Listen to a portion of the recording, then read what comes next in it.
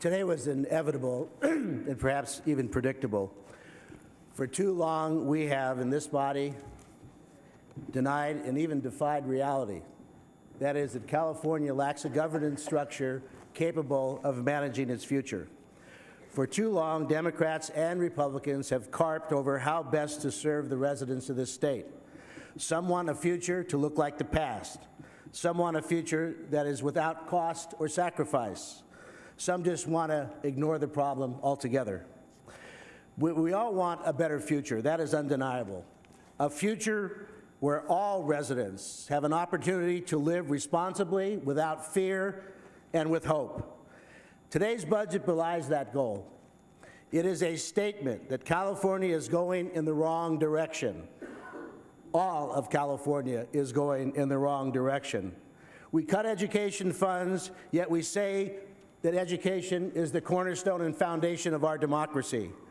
We want health care access and reform, yet we cut the very meager services that we now provide. We pride our nation as protecting its huddled masses, and yet we deny the most needy in our society. None of us came here to destroy or to dismantle government. But we in this chamber cannot shrink nor shirk our responsibility as individuals. We are the ones held accountable. It will be we, those of us here individually, that will be judged by our actions. It will be the institution that will rise or fall because of those actions. There cannot, unfortunately, be a nice antiseptic formula or automatic triggers for increases or decreases. There cannot be any action without a consequence. We were elected to set standards and make choices. No one born in this state or who has moved to this state wants it to be second class. And we won't accept second class. I believe that that is a bipartisan, nonpartisan point of view. Democrats and Republicans do not want a second-class state. We won't accept a second-class educational system. We won't accept seniors who are left alone and children who are left out. We won't accept having more people in prison than we do in our universities. We will not allow our environment to decay when we know we can prevent it. I find hope in today. I looked and watched that budget committee spend those 30 hours debating and enlightening each other. Perhaps one of the failures of the way we've done the budget in the past is that we have created silos of interests. So we talk about education in one silo and human services in another, as though they could be separated and as though the tax dollar is not the same dollar. But by working together, we came up with a budget. Nobody likes it. And nobody here is going to posture on this budget. No one could run for another office or the same office on this budget and get much enthusiasm from constituents. I don't care where you live. But we did work together, all of us.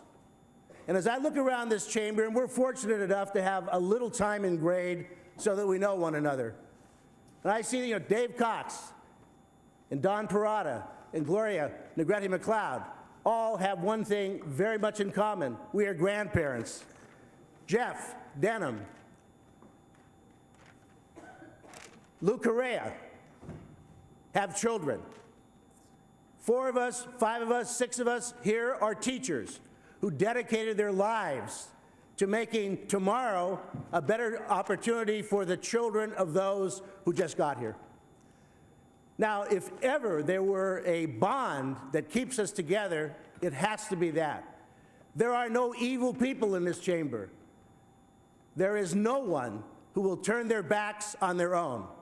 And I saw, as people were talking, the revelation that how can podiatry be an optional service? If you've ever had a toothache, how could dentistry be an optional service to anybody? Now, maybe in the past, we didn't have the opportunity to look and see across the range. This year we will. We're going to continue to do it in this manner. That's why we're here. That's why all of us are here. We are here to make lives better, to make the future brighter, to maintain the integrity of this institution, which we are simply visitors in maintaining for the greater good of this state. We are a people, not a party. We are individuals only to act collectively. We are part of history. So let's get on with making it and making it better. I'd ask for an aye vote.